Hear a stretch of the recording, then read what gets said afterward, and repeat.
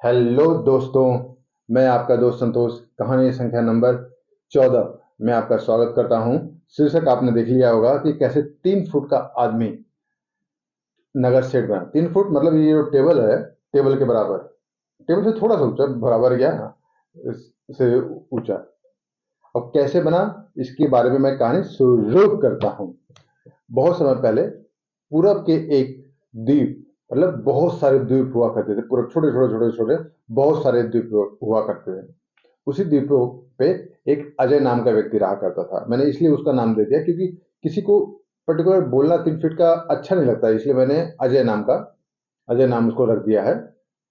और चूंकि उस व्यक्ति की लंबाई 3 फीट की थी, हालांकि उसके परिवार में सभी लोग लंबे लंबे थे, लेकिन किसी कारणवश उसकी लंबाई 3 फीट की हो चुकी थी। लेकिन उसके होने से उसको कोई मलाल नहीं था। उसकी पत्नी भी थी, 2 बच्चे भी थे। पत्नी उसकी 5 फीट 4 इंच के आसपास की थी, मतलब लगभग समझिए उसे 2.5 गुने के आसपास, दो गुने के आसपास। उसका सब कुछ परिवार सही से चल ही रहा था। असल में क्या था, वो जो द्वीप था, उस द्वीप पर केवल मक्के की खेती हुआ करती थी। केवल मक्का वो बोते थे, उसके बदले में बाहर के जो जहाज आते थे उनको सामान देते थे, और वो मक्का लेकर जहाज वगैरह जाते थे। ऐसे उसका भी काम चलता था, ऐसे सारे द्वीप द्वीप के लोगों का काम चल रहा था। पिछले दिनों से, काफी दिनों से अजय को एक चीज महसूस हो रही थी कि कहीं न कहीं समुद्र का पानी आगे बढ़ रहा है। ये बात उसने बहुत सारे लोगों से कही कि भाई देखो, समुद्र का पानी आगे बढ़ रहा है, देखो मैं ऐसे ऐसे नापता हूँ। लेकिन लोग मानने को तैयार नहीं। कौन माने, हजारों साल से वहां रह रहे हैं, तो क्यों मानेंगे। बोला अरे यार, समुद्र का पानी ऐसे ही चढ़ता उतरता रहता है, कुछ नहीं है।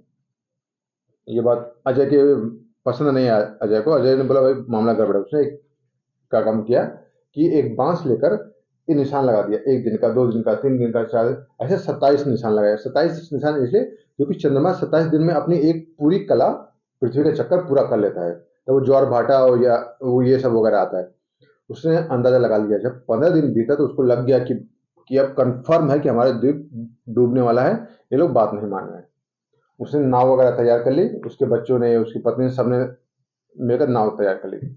27 दिन का जैसे ही समय पूरा हुआ, जो पहला ज्वार आया था, भयानक ज्वार, मतलब पूरा समुद्र की लहरें, मतलब द्वीप में जो सबसे ऊंची बिल्डिंग थी, यानी उसके भी ऊपर से वो होते हुए लहरें निकली। और लहरें जब इतनी ऊंचाई से बाहर निकलेंगी, ऊपर से निकलेंगी, तो द्वीप पे तो कुछ बचना है नहीं। लेकिन अजय तैयार था तो उसने अपनी नाव निकाल ली। लेकिन बाकी लोग तो बिल्कुल भी तैयार नहीं थे। सारे के सारे लोग उसी समुद्र के पानी के अंदर चले गए। पूरा द्वीप ही चला गया, और ऐसे चला गया कि पता भी नहीं चल रहा था कि वहां कभी कोई द्वीप भी था। अब अजय चूंकि समुद्र में जा चुका था, उसको अपना, उसके सामने उसका द्वीप डूबा। लेकिन क्या कर सकता, कुछ नहीं कर सकता था। करते करते 3 से 5 दिन हो गए, और वो पता नहीं किस किनारे जाकर वो लोग उतरे। उनको नहीं पता कि पश्चिम है, पूरब है, उत्तर दक्षिण, उनको कुछ भी नहीं पता था कि किस किनारे उतरे। उतरे तो आसपास के जो लोग थे, मछुआरे वगैरह, उन्होंने उसकी जान बचाई और खाना वगैरह दिया।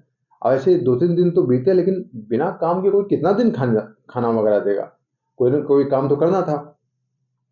तो अजय ने सोचा भाई अब मैं क्या काम करूं, यहाँ खेती के लिए कुछ है भी नहीं, कुछ जमीन में मक्का कहाँ से उगाऊंगा, उतना समय भी नहीं है।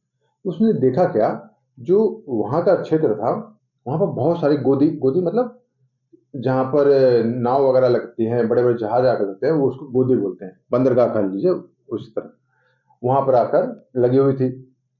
उसमें जब बहुत सारी चीजें थी, जो कुछ सामान उतारे रहे थे, कोई शंख, सीपी, हाथी दांत, जानवरों की खाल, मलमल, कोयला वगैरह सब कुछ उतारा जा रहा था। उसने सभी जगह सभी जहाजों के कप्तान से पूछा। हाथी दांत के कप्तान से पूछा, मलमल वाले से पूछा, हीरे सोने इसके से पूछा, तांबे वाले कप्तान से पूछा, सबने मना कर दिया। बोला "हाँ, नहीं नहीं नहीं नहीं नहीं।" उस- वो पूछा था कि भाई मुझे, मैं आपका माल उतरवाने में मदद करता हूँ, उसके बदले में मुझे आप कुछ पैसे दे देना। सबने मना कर दिया, बोला नहीं नहीं, हमें आदमी नहीं चाहिए, नहीं चाहिए, नहीं चाहिए। और वो बेचारा थका हुआ, एकदम से थका हुआ, कोयले वाले जहाज के कप्तान के पास गया। बोला हुआ ऐसी ऐसी बात है।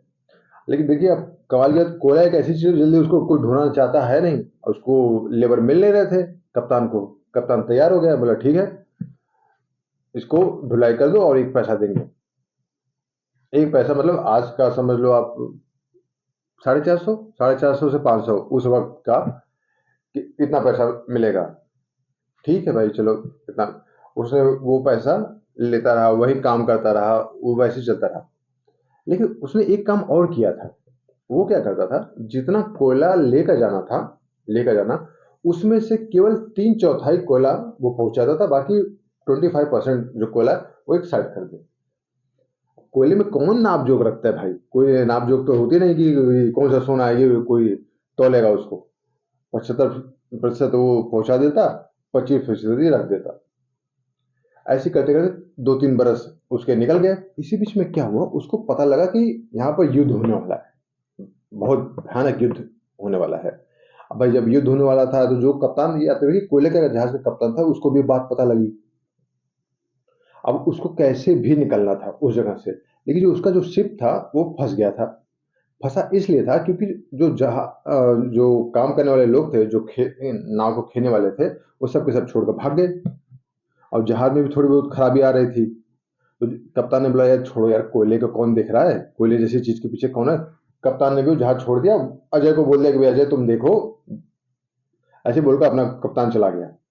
अजय को जहाज मिला।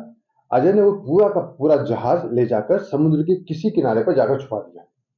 बहुत लंबी समुद्र की पट्टी हुआ करती थी, वहां पर एक जगह समुद्र के किनारे ले जाकर छुपा दिया उसने। युद्ध हुआ।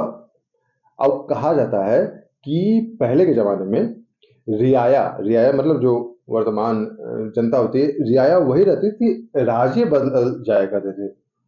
वही होता था, प्रजा तो वही रहती थी। उनको पता था कि भाई आज ये राजा है, कल कोई और राजा होगा, परसों कोई और राजा होगा, सबको पता था। तो युद्ध हुआ। और अजय का देखिए, आप ये सोच रहे होंगे कि अजय ने तलवार उठाई होगी, सबको मार दिया होगा, सबको ये वीरता का पुरस्कार मिला होगा, वीर पुरुष बन गया होगा। ऐसा कुछ नहीं। जरूरी नहीं कि हर कोई लड़का ही वीर बनता है। देखिए, अजय तो बाहर से आया हुआ था और उसका लड़ने का बिल्कुल भी मन नहीं था। बोला कि इनके लड़ाई के चक्कर में मेरे परिवार को भी नुकसान होगा, मैं परिवार से अपने दूर रहूंगा, कोई फायदा नहीं है इनकी लड़ाई में लड़ने का, कोई और राजा आ जाएगा, मैं क्यों लड़ाई लड़ू। है तो हर कोई इंसान ही ना, अपने परिवार के बारे में हर कोई सोचता है। उसने मना कर दिया कि वो लड़ाई नहीं लड़ेगा।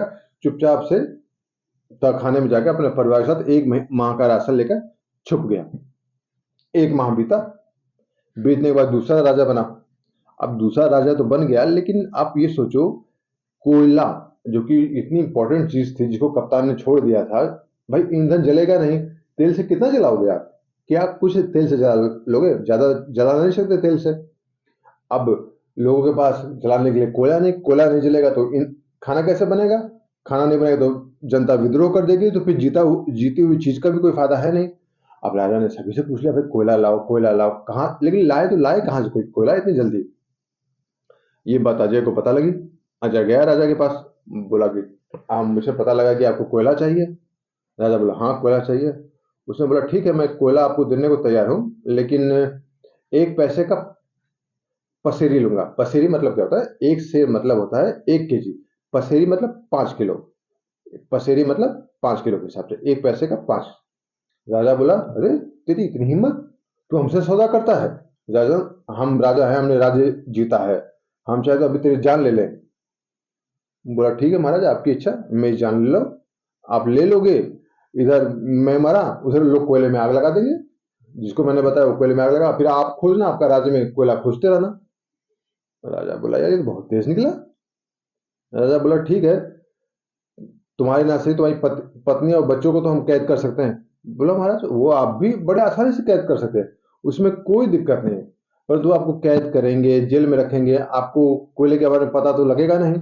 और 1 माह के अंदर कोयला जहां से आया था वहीं चला जाएगा, समुद्र में के अंदर समा जाएगा, आपको पता भी नहीं चलेगा। आप खोजते खोजते ही आपको 1 महीना लग जाएगा। बाकी मेरी पत्नी और मेरे साथ जो होगा होगा। राजा बोला, यार इसको धमकाने का कोई फायदा नहीं है, वक्त की जरूरत है, इससे कोयला ले लो। राजा ने वैसा किया, उससे कोयला ले लिया, उसके बदले में बहुत सारा धन धान्य दे दिया। अब धन धान्य दिया तो भाई वो 3 फुट का जो आदमी था, वो उसका कद बड़ा हो गया। भाई मतलब, हाँ, ऊंचाई छोटी है तो क्या हुआ, कद तो बड़ा हो गया। सबसे राज्य का सबसे बड़ा अमीर आदमी बन गया। और फिर कोयले से जो पैसे प्राप्त हुए थे, उसी पैसे से उसने मलमल का व्यापार शुरू किया, एकदम मखमली कपड़ों का।